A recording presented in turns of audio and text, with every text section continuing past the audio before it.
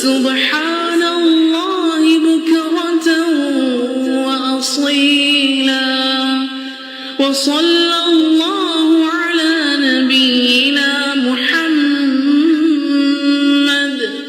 وعلى آله وصحبه وسلم تسليما كثيرا. الله أكبر الله أكبر الله أكبر لا إله إلا الله. الله أكبر الله أكبر ولله الحمد. الله أكبر كبيرا والحمد لله كثيرا وسبحان الله بكرة وأصيلا وصلى الله على نبينا محمد وعلى آله وصحبه وسلم تسليما كثيرا. الله أكبر الله أكبر لا إله إلا الله والله أكبر الله أكبر ولله الحمد.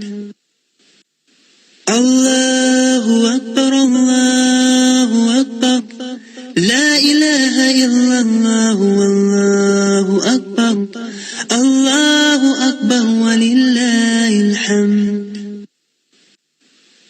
الله أكبر الله أكبر لا إله إلا الله والله أكبر الله أكبر ولله الحمد. الله أكبر الله أكبر لا إله إلا الله والله أكبر الله أكبر ولله الحمد. الله أكبر الله أكبر لا إله إلا الله والله أكبر الله أكبر ولله الحمد. أعوذ بالله من الشيطان الرجيم. بسم الله الرحمن الرحيم. الحمد لله رب العالمين الرحمن الرحيم مالك يوم الدين إياك نعبد وإياك نستعين اهدنا الصراط المستقيم صراط الذين أنعمت عليهم غير المغضوب عليهم ولا الضالين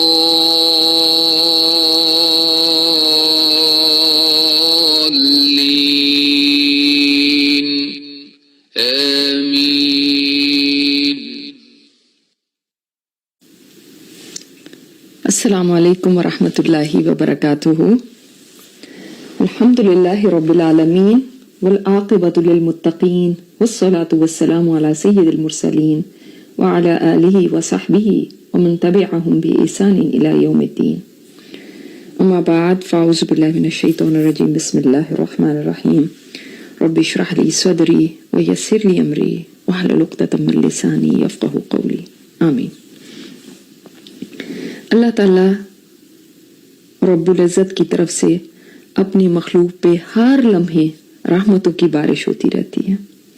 دن اور رات میں کوئی وقت ایسا نہیں ہے جب وہ ارحم الراحمین اپنی مخلوق پر رحم اور کرم نہ نازل کرتا ہو، مگر یہ دن اور یہ عشرہ خصوصی طور پہ ایسا ہے جس کی فضیلت قرآن اور حدیث سے ثابت ہوتی ہے.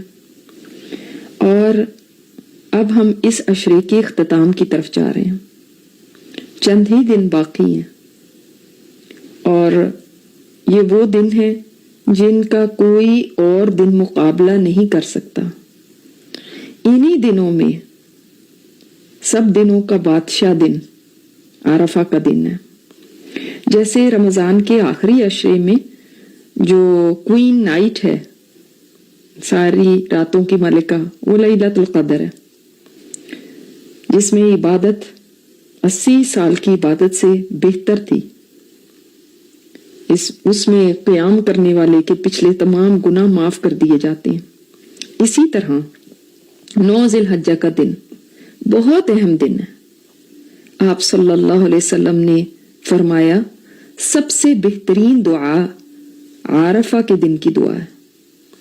اس سے پتہ چلا کہ عرفہ کا دن دعائیں کرنے کا دن ہے، بلکہ بہترین دعا بتایا گیا کہ عرفہ کے دن کی دعا ہے، تو صرف دعاؤں کا نہیں بلکہ بہترین دعاؤں کا دن. یعنی چاہے کوئی روزے سے ہو یا نہ ہو، مگر اس دن دعا قبول ہوتی ہے. لہٰذا اس دن خوب خوب دعائیں ہمیں کرنی ہے. امام اوزاعی رحمہ اللہ فرماتے تھے کہ میں ایسی قوموں کو جانتا ہوں جو یوم عرفہ کے لیے اپنی حاجات سنبھال کے رکھا کرتی تھی تاکہ اس دن اللہ تعالیٰ سے مانگے. یعنی اپنی دعاؤں کی جو لسٹ تھی نا، وہ اس دن کے لیے تیار رکھتے تھے کہ اس دن مانگیں گے. تو اس کا مطلب ہے آج ہم لسٹ بنائیں. ہماری طرف انشاءاللہ تعالیٰ کل 9 ذی الحجہ ہے، لہٰذا اس کے لیے آج ہی ہم تیاری کریں. دیکھیں آپ کو کیا چاہیے. مسنون اور قرآنی دعاؤں کی کتابیں بھی نکال لیں اور اپنی دعائیں بھی لکھیں، اور یہ پہلے سے پلان کریں کہ اس دن کو ہم نے کیسے گزارنا ہے. زیادہ سے زیادہ اس دن میں عبادت کرنی ہے. اس کو ایسے ہی سمجھ لیں جیسے آپ نے آخری جو عشرہ تھا رمضان کا، اس کی راتوں میں لیلۃ القدر کو کتنی اہمیت دی تھی. اسی طرح ہم اس کو دیں گے، اس لیے کہ اللہ کی قسم ہے کہ اس دن بہت سے لوگوں کو دعائیں مانگنے سے وہ کچھ مل گیا جس کا وہ تصور بھی نہیں کر سکتے تھے. لہذا اپنے کسی گناہ کو بھی اس دن بڑا نہ جانیے گا، بلکہ اللہ تعالیٰ سے امید رکھیے گا کہ وہ سب گناہ معاف کر دے گا. اور اپنی کسی ضرورت کو بھی اس دن ناممکن نہ سمجھیے گا، اس لیے کہ جس سے آپ مانگ رہے ہیں اس دن اس کی رحمت جوش میں ہوتی ہے. تو یہ دن بہت ہی اہم دن ہے، اس کو اہمیت دیجیے گا، اس کے خصوصی توجہ کی ضرورت ہے. اور اس دن اللہ تعالیٰ سب سے زیادہ گردنیں جہنم سے آزاد فرماتا ہے. ام المومنین عائشہ رضی اللہ تعالیٰ عنہ بیان فرماتی ہیں کہ آپ صلی اللہ علیہ وسلم نے فرمایا اللہ تعالیٰ جتنا عرفہ کے دن اپنے بندوں کو جہنم سے آزاد کرتا ہے اتنا کسی اور دن نہیں. اللہ تعالیٰ قریب ہو جاتا ہے اور ان کی وجہ سے فرشتوں پر فخر کرتا ہے اور فرماتا ہے میرے ان بندوں نے کیا چاہا، یعنی ان کی کیا دعائیں ہیں. اللہ تعالیٰ خود فرشتوں سے فرماتا ہے ان کی کیا دعائیں، یہ کیا مانگتے ہیں. اس لیے عرفہ کے دن ہر کام چھوڑ کے کم از کم علماء کہتے ہیں ظہر سے مغرب تک اپنے اللہ سے دعائیں مانگے. کسی پہ قرض ہے، کسی کا رشتہ نہیں ہو رہا، اولاد نہیں ہے، اولاد کے کوئی مسائل ہیں، کوئی بیماری ہے، جاب نہیں ہے، یا گناہوں کی بخشش چاہیے، تو اس سے بڑھ کے بہترین دن اور کون سا ہو سکتا. یہ بات صحیح ہے کہ خاص طور پہ حاجیوں کے لیے تو یہ دن بہت ہی اہم ہے. یعنی ان کا تو حج ہی نہیں اگر عرفہ کا دن وہ میدان عرفات میں نہ ہو. لیکن باقی لوگ جو گھر میں بیٹھے ہوئے ان کے لیے بھی اللہ تعالیٰ نے بہت کچھ رکھا ہوا اس دن میں. ایسا نہیں کہ صرف حاجیوں کو ہی کچھ ملے گا اور باقی سب محروم رہ جائیں گے. نہیں، یہ دن سبھی کے لیے بہت خاص اور بہت برکتوں والے دن ہیں۔ عبداللہ بن مبارک فرماتے تھے کہ میں عرفہ کے دن عصر کے بعد سفیان ثوری کے پاس گیا، بڑے تابعی ہیں سفیان ثوری، تو دیکھا کہ وہ گھٹنوں کے بل کھڑے ہیں۔ دیکھا، آپ کو پتہ نا گھٹنوں کے بل کیسے آپ نیل ڈاؤن ہوتے ہیں، اس طرح کھڑے ہوئے، اور ان کی آنکھوں سے آنسو بہ رہے ہیں۔ ابھی آپ کو کیسی تصویر نظر آتی ہے؟ ایک بے کس لاچار انسان کی، یعنی اپنی انہوں نے پوزیشن بھی ایسی کر لی کہ اللہ میں بالکل بے بس ہوں۔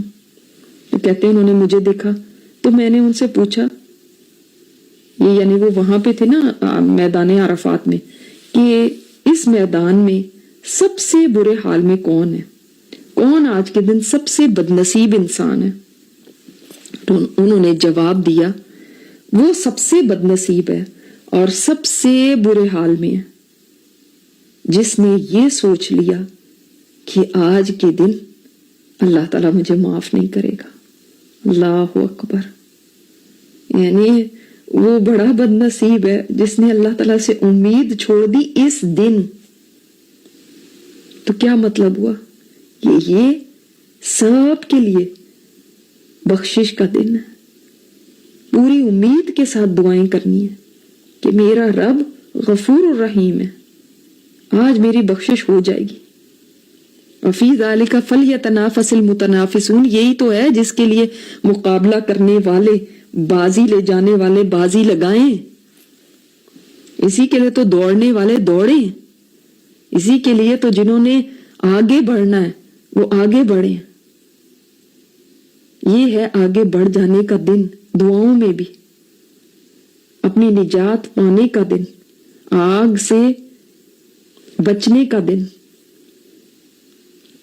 اور اصل کامیاب وہی ہے جس کو اللہ تعالیٰ آگ سے، جہنم سے نجات دے دے، کیونکہ قرآن کریم میں اللہ تعالیٰ نے فرمایا فَمَنْ زُحْزِحَ عَنِ النَّارِ وَأُدْخِلَ الْجَنَّةَ فَقَدْ فَازَ، جو آگ سے بچا لیا گیا اور جنت میں داخل کر دیا گیا وہ کامیاب ہے۔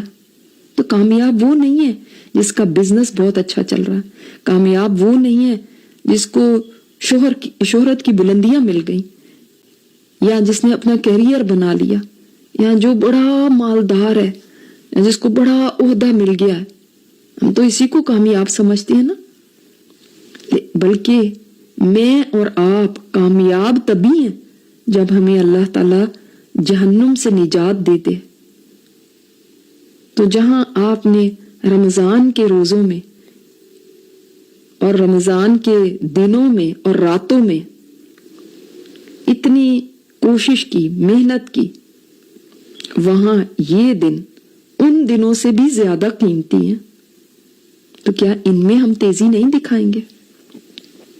ہمارے اسلاف جو تھے 3 عشروں کی بڑی تعظیم کرتے تھے، ان کو بہت اسپیشل سمجھتے تھے، ان میں بہت محنت کرتے تھے۔ رمضان کا آخری عشرہ، ذی الحجہ کا پہلا عشرہ جس سے ہم گزر رہے ہیں، اور محرم کا پہلا عشرہ۔ لیکن ان سب عشروں میں بھی ذی الحجہ کا جو عمل ہے نا، یہ سب سے زیادہ محبوب ہے اللہ تعالیٰ کو۔ تو اس کا سبسٹیٹیوٹ جو ہے، اس کا نعم البدل جو ہے، سال کا کوئی دن بھی نہیں کر سکتا، کوئی دن اس کا مقابلہ کر ہی نہیں سکتا۔ اور خاص الخاص یہ عرفہ کا دن تو ہمارے لیے سب سے اہم دن ہے، اس کو تو بالکل ہی نہیں ضائع کرنا۔ تو ابھی سے ایک تو دعاؤں کی لسٹ بنا لیں، دوسرے روزے کی نیت کر لیں، کیونکہ آپ صلی اللہ علیہ وسلم نے فرمایا یوم عرفہ کے روزے کے متعلق کہ میں اللہ تعالیٰ سے امید رکھتا ہوں کہ یہ پچھلے سال کے گناہوں کا کفارہ بھی بن جائے گا اور اگلے سال کے گناہوں کا بھی۔ اب جو ہی ہم یہ حدیث سنتے ہیں فوراً یہ سوال آنے لگتے ہیں، ہمارے پاس تو تاریخ کچھ اور ہے، ہمارے پاس تو دن کچھ اور ہے، عرفہ کا دن کچھ اور ہے۔ تو جو بھی آپ کے ہاں 9 ذی الحجہ کا دن ہے، آپ اس دن روزہ رکھیے، اور کیا اس کے اندر حرج ہے کہ آپ عرفہ کے دن کا بھی رکھ لیں؟ جب وہاں پہ عرفہ کا دن ہے اس دن بھی رکھ لیں، اور آپ کے پاس جو 9 کا دن ہے اس دن بھی رکھ لیں، اس میں کیا حرج ہے؟ ویسے تو یہ سارے ہی 9 دن رکھنے چاہیے، تو اب کوئی ڈاؤٹ ہی نہیں رہے. کئی چیزیں ہوتی ہیں ان پہ انسان کوئی رسک نہیں لے سکتا. کئی چیزیں ہوتی ہیں وہ اتنی امپورٹنٹ ہوتی ہیں کہ انسان یہ نہیں کہہ سکتا کہ چلو یہ کر لیتے ہیں. یہ ویسے تو آپ کو اپنے ہاں کا ہی 9 تاریخ کا روزہ رکھنا ہے، لیکن تاکہ ہمیں کوئی شک نہ رہے، تاکہ ہم یقین کے ساتھ رہیں، تو 2 دن کا بھی رکھ لیا تو کیا ہو گیا، زیادہ ہی اجر ہے نا. تو نیت ابھی سے کر لیں کہ انشاءاللہ ہمارے ہاں تو کل ہے چونکہ یہ، تو ہم انشاءاللہ تعالیٰ کل کا روزہ رکھیں گے. آپ اپنی طرف دیکھ لیں آپ کے ہاں کیا تاریخ چل رہی ہے، اور صرف خود روزہ رکھنے کا ارادہ نہ کریں، اپنے ارد گرد والوں کو بھی اس کی یاد دہانی کروائیں، موٹیویٹ کریں کہ وہ بھی روزہ رکھیں. ہمیں اور کیا چاہیے کہ پچھلے اور اگلے سال کے ہمارے گناہ معاف ہو جائیں؟ کیا ہم نہیں چاہیں گے؟ یہ اتنا ایزیلی ہم اپنی بخشش کروا سکتے ہیں. اور ارد گرد والوں کو بھی آپ موٹیویٹ کریں گے تو اس کا بھی اجر آپ کو ملے گا. بلکہ ابن رجب حنبلی فرماتے ہیں جاہل کو تعلیم دینا اور غافل کو بیدار کرنا بہترین صدقہ ہے. تو یہ صدقہ بھی ہے آپ کا. جس کو نہیں پتا اس کو آپ نے بتا دیا، جو غافل ہے اس کو جگایا، یہ بہترین صدقہ ہے. تو ساتھ ساتھ آپ صدقہ بھی کر رہے ہیں. اسی طرح جو آپ لوگوں کو ویسے بھی اللہ کے دین کی طرف بلاتے ہیں، قرآن کی تعلیم کی طرف بلاتے ہیں، دعوت کا کام کرتے ہیں، تو یہ سمجھ لیں آپ صدقہ کر رہے ہیں اور بہترین صدقہ کر رہے ہیں. تو لہذا اس دن کو اہمیت دیجیے گا.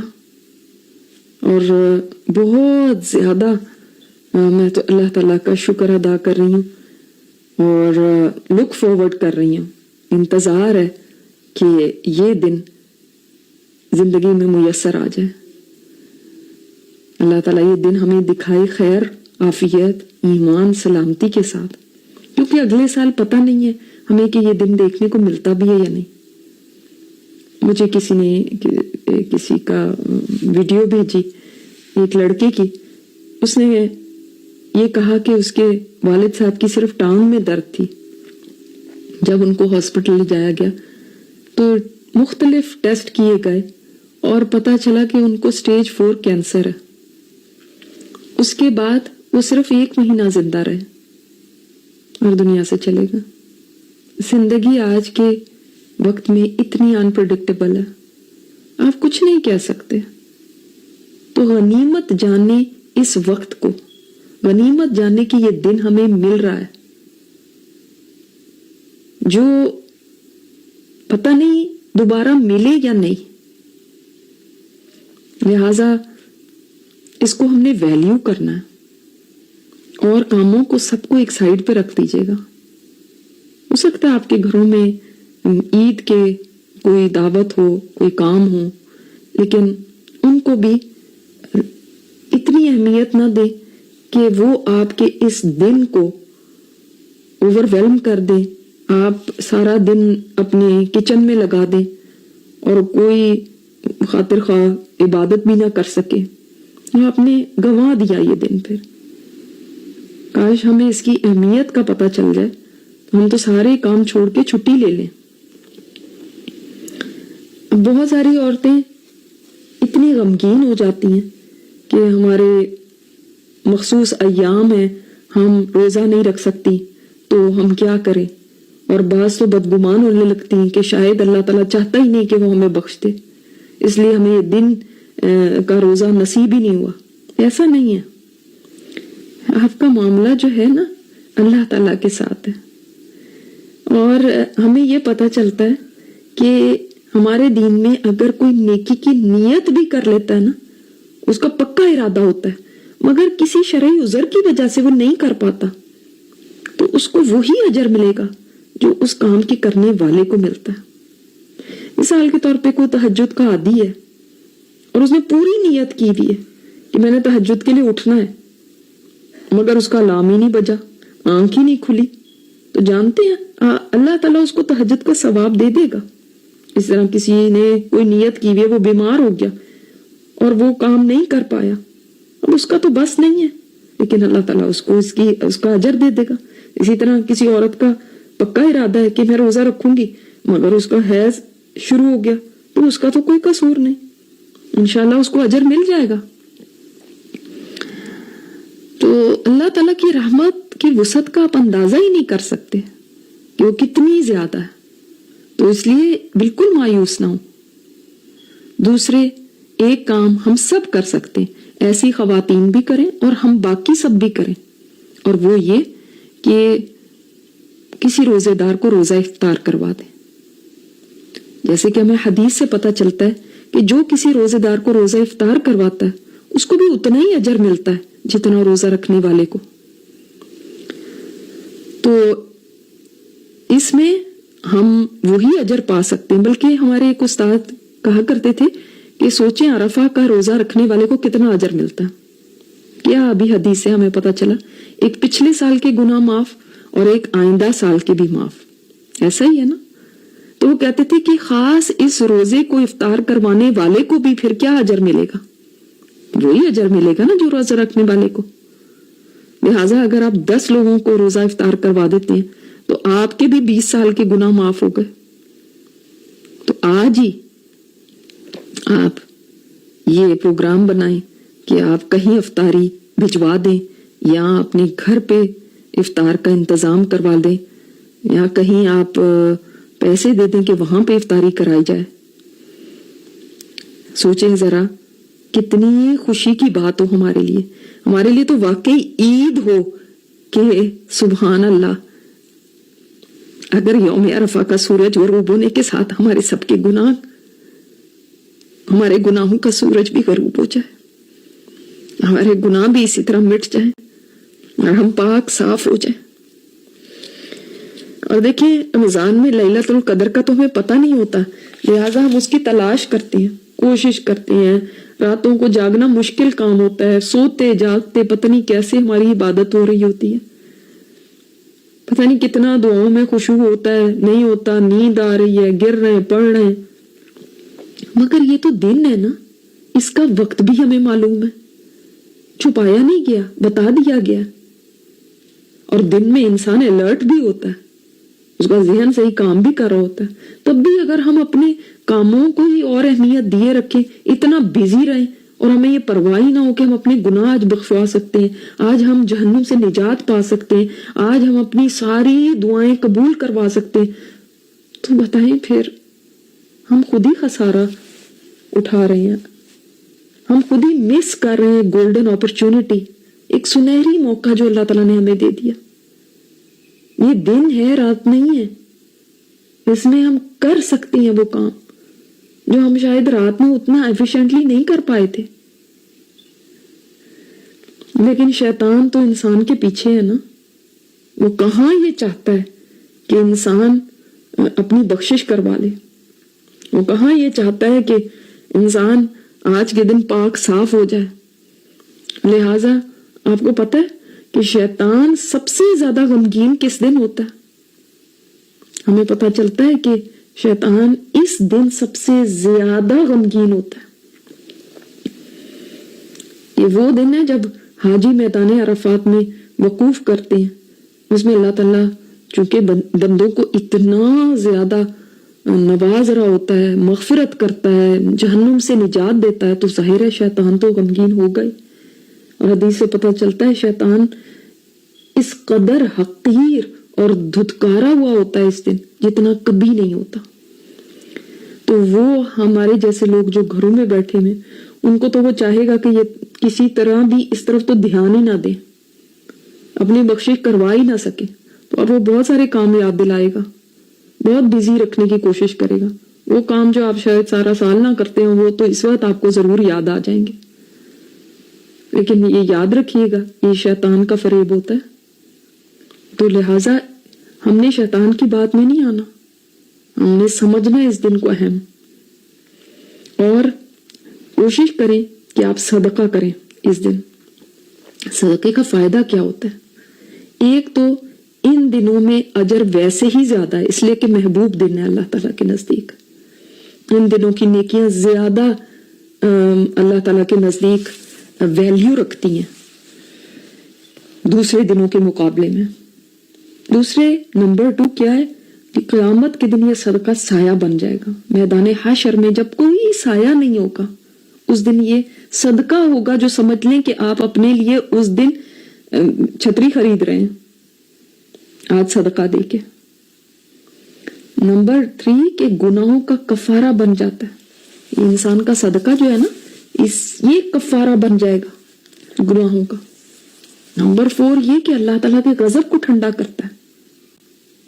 نمبر 5 یہ کہ مال میں اور رزق میں اضافے کا سبب بنتا ہے اور برکت کا سبب بنتا ہے. آپ کے مال میں برکت ہوگی, چاہے آپ کے پاس تھوڑا ہے اس میں سے بھی نکالیے, کیونکہ یہ کمی نہیں ہو رہی آپ کے مال میں.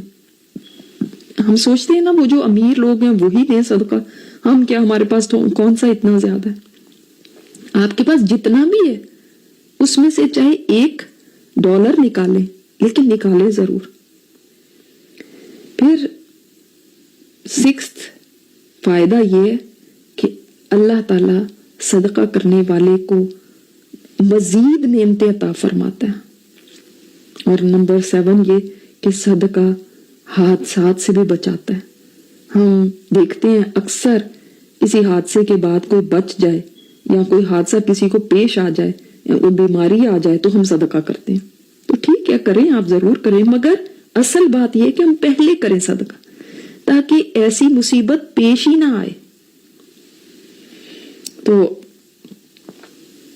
ان دنوں کو اہم سمجھ کے اب یہ جا رہے ہیں نا, تو اب جو آپ نے کرنا ہے جاتے جاتے دنوں میں کر لیں. اسی طرح اللہ تعالیٰ کے ہاں محبوب ترین عمل کسی مسلمان کو خوش کر دینا, کہ اس کا دل آپ خوش کر دیں.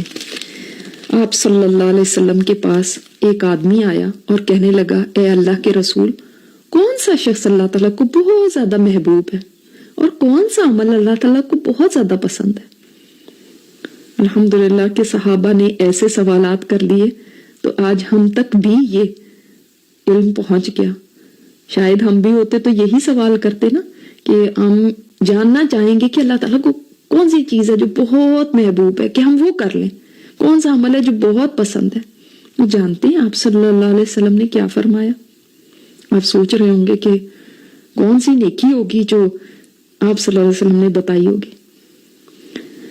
گیس کریں آپ صلی اللہ علیہ وسلم نے فرمایا, لوگوں میں سب سے زیادہ محبوب اللہ تعالیٰ کے ہاں وہ شخص ہے جو لوگوں کو سب سے زیادہ نفع دینے والا ہے, یعنی فائدہ پہنچانا, اپنی ذات سے دوسروں کو فائدہ دینا.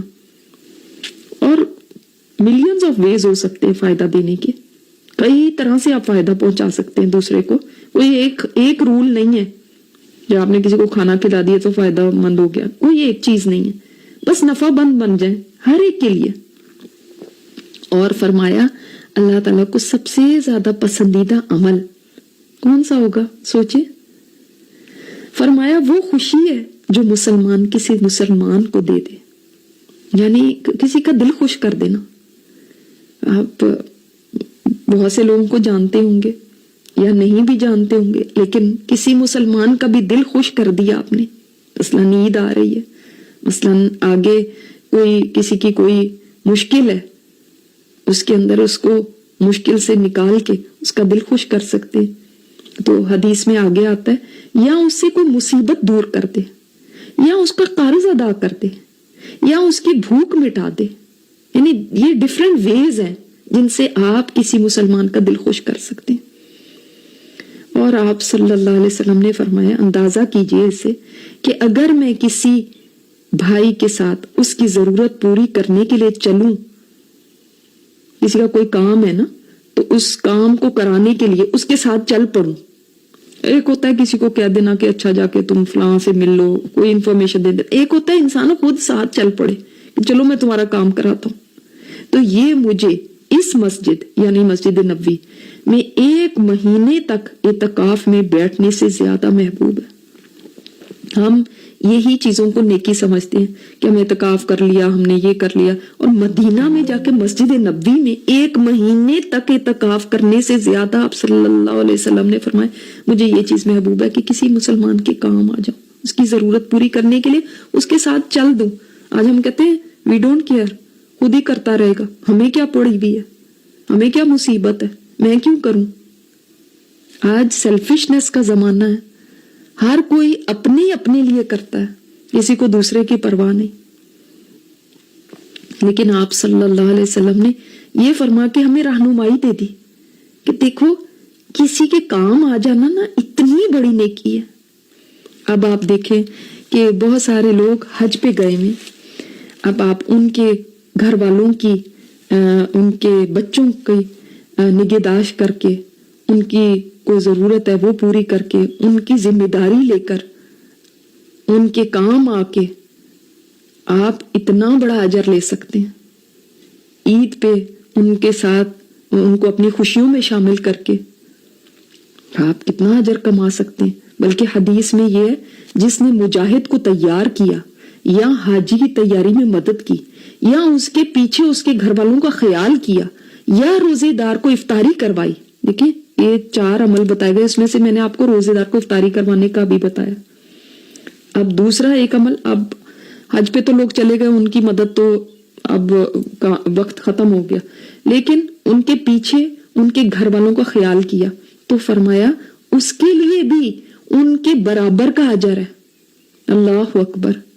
جبکہ ان کے اجر میں کچھ بھی کمی نہیں ہوگی. یعنی آپ نے حج پہ جانے والے کے گھر والوں کا خیال اگر کیا تو آپ کے لیے بھی اتنا ہی اجر ہے. آپ نے روزے دار کو افطاری کرائی تو آپ کے لیے بھی اتنا ہی اجر ہے جتنا روزے دار کے لیے. تو یہ اتنا بہترین عمل ہے کہ آپ اللہ کی رضا کی خاطر، ایسے نہیں کہ ہم اس لیے کریں کہ بھائی ہمارے ان کے ساتھ کوئی دوستی ہے، کوئی ٹرمز ہیں، کل کو وہ کیا کہیں گے کہ پوچھا نہیں ہمارے بچوں کو پیچھے، اور تاکہ وہ ہمارے لیے وہاں سے کوئی تحفے وغیرہ لے کر آئیں تاکہ وہ ہمیں زیادہ پوچھیں.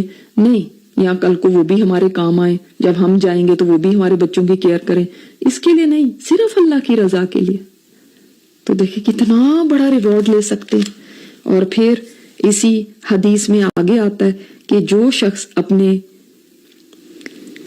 غصے کے مطابق عمل کرنے کی طاقت کے باوجود اپنے غصے کو پی گیا، اللہ تعالیٰ قیامت کے دن اس کے دل کو امید سے بھر دے گا. اور جو شخص اپنے بھائی کے ساتھ اس کی ضرورت پوری ہونے تک چلا تو اللہ تعالیٰ اس دن اس کو ثابت قدم رکھے گا جس دن قدم ڈگمگا جائیں گے. یہ سلسلۃ الصحیحہ کی حدیث ہے. تو غصہ آپ کو آ رہا ہو اور پھر آپ اس کے اوپر عمل کرنے پہ بھی قادر ہوں، چاہے گھر والوں پہ غصہ آ رہا ہے یا کسی پہ بھی آ رہا ہے، آپ فون اٹھا کے کچھ کسی کو سنا سکتے ہیں یا گھر والوں کو ساتھ جھگڑا کر سکتے ہیں، تب بھی آپ اپنے غصے کو کنٹرول کرتے ہیں تو اس دن اللہ تعالیٰ آپ کے دل کو امید سے بھر دے گا.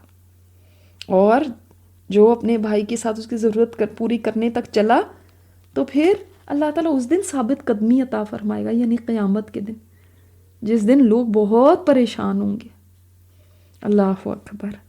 تو بہت ہی پیارے عمل ہیں یہ. اللہ تعالیٰ ہم سب کو توفیق عطا فرمائے کہ ہم یہ کر سکیں. تکبیرات پڑھتے چلے جانا ہے. ہم نے 1 ذی الحج سے سٹارٹ کی تھی، 13 تاریخ تک ہم پڑھتے رہیں گے انشاءاللہ تعالیٰ. اور میں آپ کو کل انشاءاللہ بتاؤں گی کہ آپ نے اور کون سی تکبیرات شامل کرنی ہیں اس میں. اللہ تعالیٰ ہمیں اس آنے والے دن سے بھرپور فائدہ اٹھانے کی توفیق عطا فرمائے. ہمارے لیے یہ جہنم سے نجات کا دن بنا دے اور ہماری بخشش کا دن بنا دے، کیونکہ ہم 1 سال 2 سال کے گناہوں کی بخشش نہیں بلکہ ہماری پوری زندگی کے گناہ بخشے جائیں. ہم یہ امید اللہ تعالیٰ کے ساتھ رکھیں گے اور انشاءاللہ تعالیٰ روزے کے لیے آج سے ہی نیت کر لیں گے. سبحانک اللہم و بحمدک نشہد ان لا الہ الا انت نستغفرک و نتوب الیک. السلام علیکم ورحمۃ اللہ وبرکاتہ.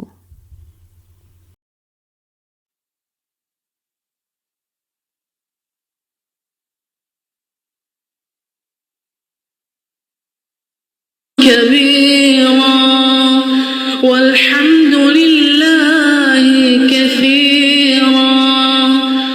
وسبحان الله بكرة وأصيلا وصلى الله على نبينا محمد وعلى آله وصحبه